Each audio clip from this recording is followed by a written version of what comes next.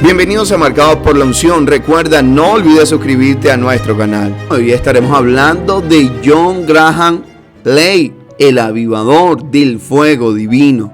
No fue simplemente un predicador más en la historia del cristianismo pentecostal. Fue el catalizador de lo sobrenatural, un hombre cuya vida se convirtió en un conducto tangible del poder divino en el siglo XX. Su ministerio, marcado por señales, maravillas y sanidades milagrosas, continúa inspirando generaciones. La trayectoria de Lake dio un giro radical tras una serie de experiencias profundas con Dios que redefinieron su existencia. La sanidad de su hermana. En su juventud, Lake oró fervientemente por su hermana enferma, quien fue sanada milagrosamente. Este hecho sembró en él una fe inquebrantable en el poder de Dios para intervenir en lo natural. La tragedia que lo acercó al eterno, la muerte de su primera esposa,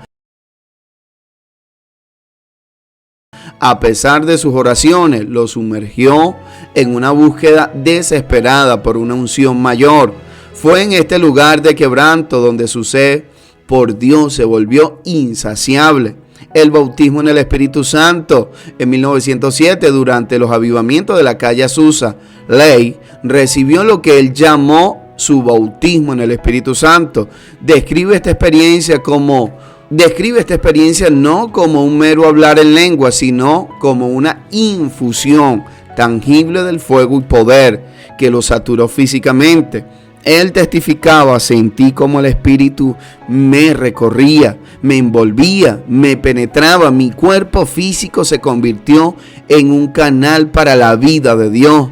Desde ese día afirmaba sentir una electricidad divina en sus manos, un poder que posteriormente demostraría en sanidades instantáneas. La ciencia de la fe. Quizás su experiencia más asombrosa ocurrió durante la plaga en Sudáfrica.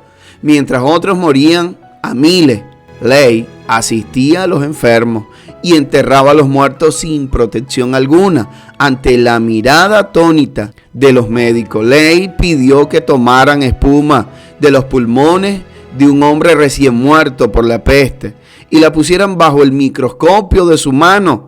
Al contacto con su piel, los gérmenes morían instantáneamente. Él afirmaba que la ley del espíritu de vida en él era más poderosa que cualquier bacteria. El laboratorio de la fe, Spokane.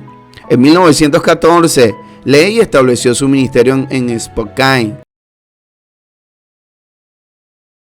Washington, donde fundó lo que llamó Salones de Sanidad Divina. Este lugar se convirtió en un epicentro de lo milagroso, documentando de manera extraordinaria más de 100,000 sanidades certificadas en un periodo de 5 años, muchas de ellas verificadas por médicos locales, casos de ciegos que veían, sordos que oían, cojos que caminaban y enfermedades terminales revertidas ante multitudes atónitas. Lake enseñaba que la sanidad divina es la redención de Cristo para el cuerpo humano y vivía esa verdad con una audacia que desafiaba la lógica médica de su época. El ministerio de Lake se cimentaba en creencias profundas y experiencias de poder. Cristo como sanador creía que Jesús no solo salva el alma, sino que también sana el cuerpo, y que este es el derecho de nacimiento de todo creyente.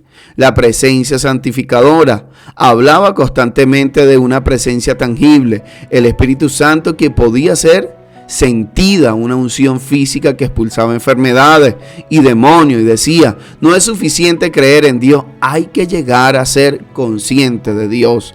El riesgo de la obediencia. Su vida fue un manual de obediencia radical, desde vender todas sus posesiones para financiar misiones en Sudáfrica, donde también vio avivamientos masivos y fundó más de 500 iglesias, hasta imponer manos sobre los enfermos de la peste bubónica sin contraer la enfermedad. Lake vivía lo que predicaba. vida, ministerios y milagros. Un comienzo doloroso y una sed de Dios. John nació el 18 de marzo de 1870 en Ontario, Canadá. Era uno de 16 hijos. Desde temprana edad su vida estuvo marcada por la enfermedad. 8 de sus hermanos murieron por diferentes dolencias. A los 16 su madre murió. Uno de sus hermanos se deformó por una enfermedad incurable. Su hermana sufría de cáncer terminal. John escribió en su hogar: 32 años con un inválido, recuerdos de médico, tumbas y un padre quebrantado. La sombra de la muerte era constante, nunca libre de enfermedad, conversión y búsqueda espiritual. A los 16 años escuchó el evangelio en el ejército de salvación y se convirtió. Testificó: me rendí a Él, la luz de los cielos entró en mi alma y al levantarme ya era un hijo de Dios. Estudió medicina brevemente, pero su pasión fue fusionar ciencia y fe. Investigaba la Biblia para probar su exactitud en la vida diaria. En 1890 un granjero le enseñó sobre la santificación, lo que llamó la coronación de la obra de Dios en mí, matrimonio y crisis con Jenny. Se casó con Jenny Steven en 1893.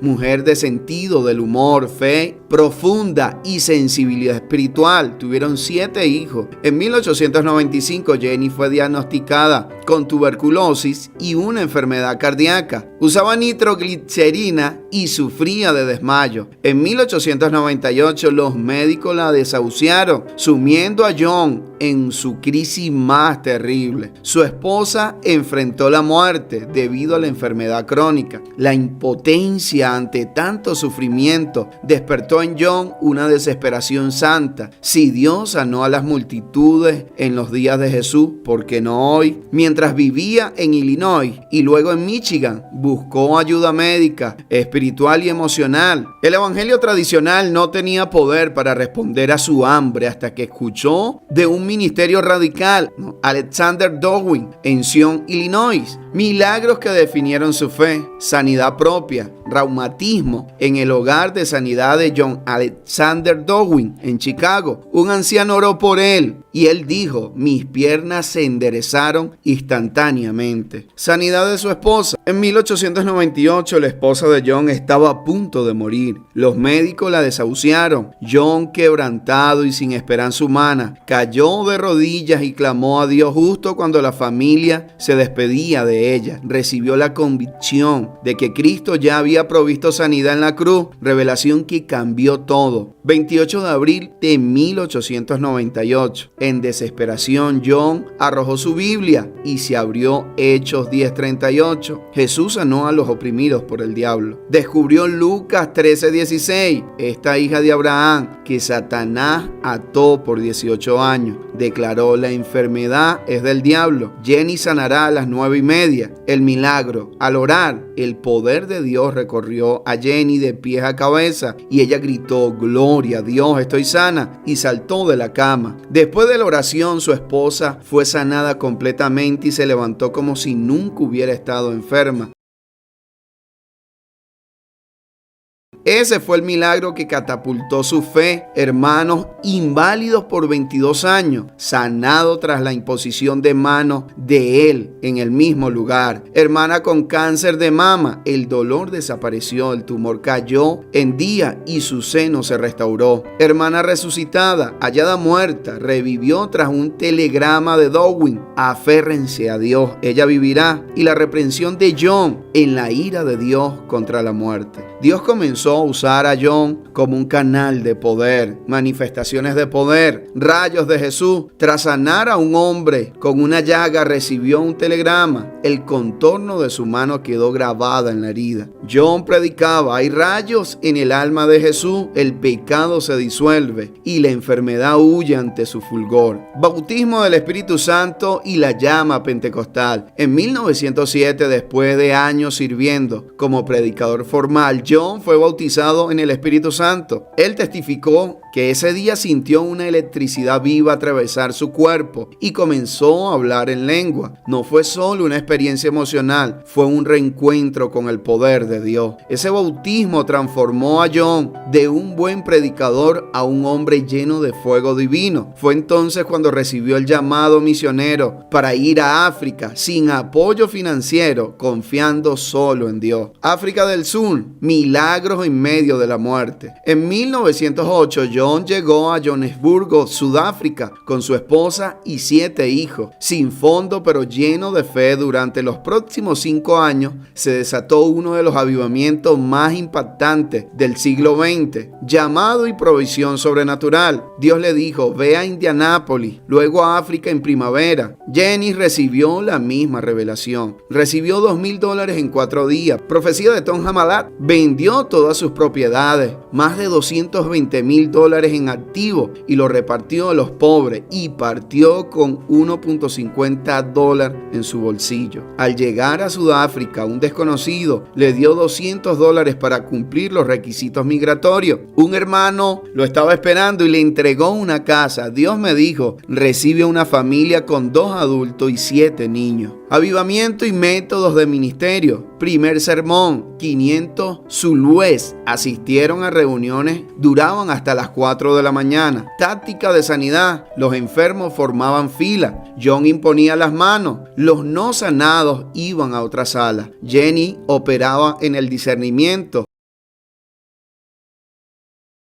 Revelaba los pecados ocultos. El Espíritu me mostró tu adulterio. Tras confesión eran sanados. Liberación de endemoniado. En una reunión, un epiléptico cayó y John saltó del púlpito y reprendió al demonio en el nombre de Jesús, y el hombre fue sanado. Sanidades masivas. John predicaba con señales. Ciegos veían, cojos caminaban, paralíticos se levantaban. Muchos africanos reportaban que el poder de Dios los tocaba, incluso antes que John orara por ellos. Miles de enfermos fueron sanados. La peste bubónica. Durante una epidemia, los médicos temían tocar los cadáveres. John ayudaba a enterrarlos sin protección. Un médico, viendo esto, preguntó: ¿cómo no te infectas? John le dijo: el espíritu de vida en Cristo Jesús me ha libertado de la ley del pecado y de la muerte. Puso sus manos bajo un microscopio con espuma de muerto, y los gérmenes morían al tocar su piel. Y el doctor quedó perplejo, y John explicó: la ley del espíritu de vida anula la muerte. Muertos resucitados. Se reportó que durante su ministerio en África, al menos 12 personas resucitaron entre los muertos mediante la oración. John capacitó a sus obreros para hacer lo mismo. Tribus transformadas. Una vez viajó a una zona tribal donde un jefe enfermo lo desafiaba. Tras orar por él, el jefe fue sanado de una dolencia crónica. Toda la tribu se entregó a Cristo. En 5 años plantó más de 500 iglesias, ordenó a más de 1,200 predicadores y más de 100,000 conversiones. Fundó una obra que todavía continúa hoy. Muertes de Jenny y legado. El 22 de diciembre de 1908, Jenny murió de agotamiento y desnutrición mientras que John ministraba en Kalahari. Se dejó absorber por el ministerio, alimentaba a los enfermos con la poca comida de sus hijos. Estados Unidos, la sala de sanidad y los milagros documentados. John regresó a Estados Unidos en 1912, estableciéndose en Spokane, Washington. Allí fundó su famosa obra La Sala de Sanidad. Datos extraordinarios: en solo 5 años, de 1915 a 1920, más de 100,000 sanidades fueron documentadas por médicos locales. El Departamento de Salud de esa ciudad declaró: la ciudad más sana de América. Sanaba casos médicos imposibles: tumores, cáncer, tuberculosis, sordera, ceguera, infertilidad, incluso trastornos mentales. Uno de sus discípulos, tras ser entrenado, fue usado por Dios para curar a más de 3,000 personas en 6 meses. El poder de Dios permanecía sobre ellos.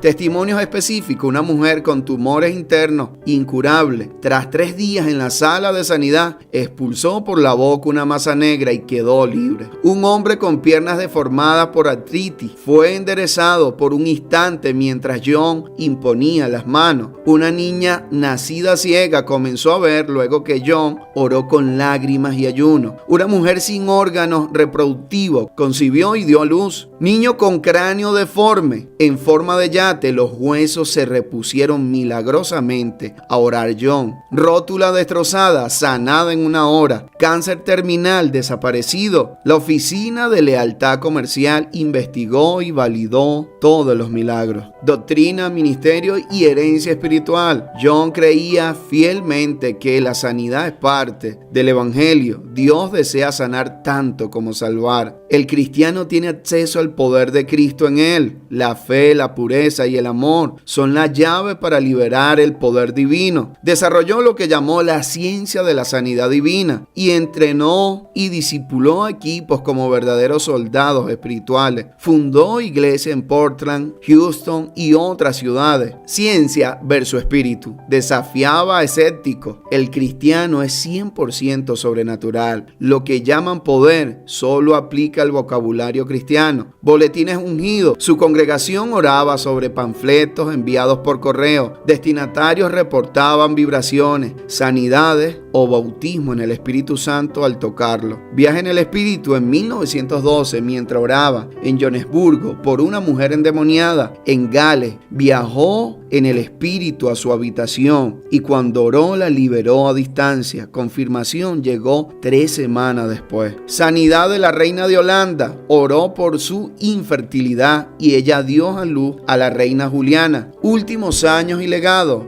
John falleció en 1935 a los 65 años. Su cuerpo se desgastó, pero hasta sus últimos días seguía viendo sanidades. Su muerte no fue el fin. Su legado ha influenciado a miles de ministros. Frases inmortales: Jesucristo vivió en mi carne. No fui yo quien oró, fue Él. Yo solo presté mi cuerpo. El cristianismo fue diseñado para ser el más poderoso movimiento en la tierra. Si crees que tienes el Espíritu Santo, pero no hay poder en tu vida, vuélvete a arrodillar hasta que lo tengas de verdad. Recuerda, no olvides suscribirte a nuestro canal.